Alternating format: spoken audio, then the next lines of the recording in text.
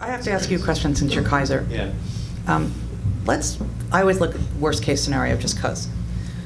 What happens if employers kind of say, you know what, in the past, of course, I always wanted to offer health care because I care about my employees as opposed to it's all a dollar decision. Because maybe that's why they don't drop it today, is because it's not a dollar decision and because somebody couldn't just go out and get insurance today if I didn't give it to them. Because that's the truth of it. Like, you know, me personally, I couldn't just walk into somewhere and get insurance today. I can only do it through group insurance through a business. But when the exchanges kick in, and when I can now, as an individual, walk in off the street, say, hi, I'm an individual, I need to buy my health care today, suddenly the employers don't feel that obligation to do so. My question to you, especially because you're Kaiser, is, holy crap, are you guys going to crash and burn? I mean, all that money is going to go away. That's why we see it as critical that we participate in the exchanges, and in Medicaid too, I mean, for example. So we've got to make sure we are participants, so as these decisions are made and employees shift, you know, from employer groups to exchanges potentially, you know, it's just a form of different payment, if you will. Okay. And they keep their coverage. So the money will keep coming to you, just be coming to you through different venues. Exactly. Okay, that makes me feel better. Yeah, yeah, there's now a viable alternative instead of employer insurance. You could go off and buy coverage on. Yeah, that's right. They say this Cadillac tax is, or they call it that, is on, this company does not offer extraordinary health benefits. And that this so-called tax, luxury tax, if you will, is a complete myth. I actually have that on my questions. Cadillac and Maserati tax, what does that mean? What are they talking about? Cadillac tax, first of all, doesn't come into play until 2018. So that's a long way off. And it's a 40% excise tax on employers on plans who are considered to be too rich. On insurers. The tax is on the insurer. Unless you have a self-funded plan. Right. Sorry. So the tax will actually be on the insurer. It's a self-funded plan, though. Unless you have a self-funded plan. Right. Yeah. So if you have a self-funded plan, it's on the employer. Right. Yeah. Right. If they offer too rich a plan. But again, this starts in 2018. What is that? What is it? Help me understand what that means. What's too rich a plan mean?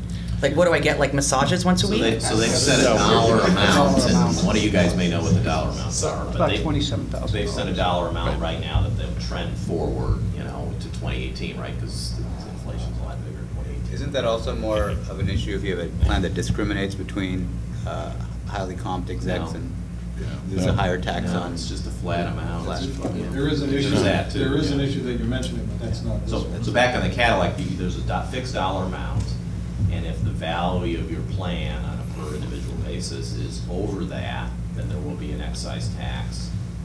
If you're fully insured on the insurer, which is pretty interesting for the insurance industry, or on the employer if you're or on the TPA, I guess if you're a self-funded plan.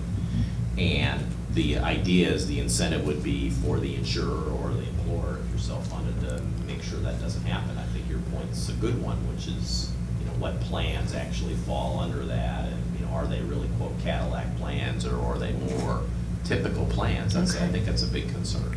The starting numbers, the starting numbers, if my memory serves me correct, are $8,500 for an individual and $23,000 for a family. That's the COBRA value of the plan, the annual COBRA value of the plan. And the COBRA value consists of the medical and the prescription component. Dental and vision do not come into play. And then there's a term, an ambiguous term in healthcare reform called high-risk employees have a higher level, and I believe it's $9,800 for an individual and $26,000 for a family. Huh. So if you're over that, then the tax applies. Okay. And one of the things that is hard to tease out of this is how much does a plan need to cost, and what is the benefit structure under it? Because it's benefit structure and utilization, the two that drive premium. And so you might call it a Cadillac plan, but you're in a part of the country where there's high utilization and there's high incidence of cancer. And so suddenly a plan that has high cost is Cadillac, and it drives, and so now there's this 40% excise tax on that. You know, when the president is saying no one's benefit coverage will change, well, that clearly can't happen if they're trying to regulate out of the world Cadillac plans, even if they aren't Cadillac, because benefit structures have to change if you're going to get underneath that. So there will be changes in people's benefit structure over time. Jay. Hi, Hi. Jim Young, AFC Asset Jim. Management. So there's obviously, you know, inflation, and they're spiking some of these limits in 2018 to inflation rates. But as we all know, healthcare doesn't follow inflation. There's kind of a healthflation, which is inflation times 5. But anyway, so we've seen over the years, you know, it used to be where an employer took care of their employees with a number of fringe benefits. It used to be pensions, defined benefit plans. Now it's defined contribution. It used to be dental. Now there's, you know, optional dental and vision, disability, et cetera, down the line. So we've seen this shrinking of coverage to make up for the increase in healthcare costs.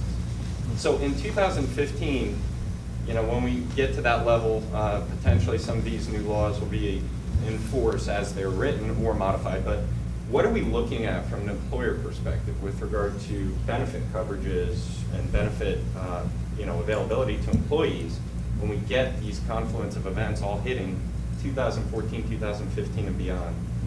What's that going to look like for an employer on average?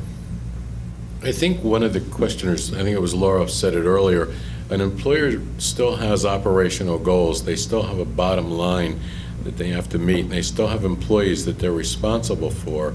And it's my humble opinion that in order to attract, retain, and motivate talent, you're going to have to provide benefits, and you're going to have to work very closely with your HR department and design something that meets the government criteria, but also provides adequate and affordable, I believe those are the terms they use, healthcare coverage for your employees, and then potentially supplement them with some voluntary benefits. I guess my point is, at this point, in a lot of cases, all that's left now from an employer benefit perspective is healthcare. And if that's really, you know, the only core benefit that's out there where it's a requirement to do business, what happens when there's an option where that may not be a requirement, or, you know, is it going to get to the point where benefits are really an individual's responsibility? Well, I think that's, you know, if you really closely follow the debate, which I'm sure everybody up at this table did, I mean, that is really one of the fundamental questions about these exchanges, and, you know, not so much in 2015, to use your example, but in 2020 or 2025. I mean, if you play this out over 10 or 15 years, does it head there or not? And that's, you know, we can all speculate on that, but that's certainly a question. But, you know, maybe a historical vignette, because health insurance has been with us forever, right? Wrong. Health insurance really in the United States didn't get its roots until the 1940s. In fact, the first health insurance in the United States was in the 1920s. Blue Cross Blue Shield in Dallas entered into a contract with the Dallas Independent School District with Baylor Hospital for only hospitalization. And in fact, in the 40s, what happened was there were wage controls put on the federal government on employers because in wartime they didn't want, you know, costs of material going up. And they didn't regulate whether you could provide benefits. And so health insurance was actually a response to wage controls in the 40s during World War II, and then it got its roots in American industry. So this is a 70-year-old phenomenon in the United States.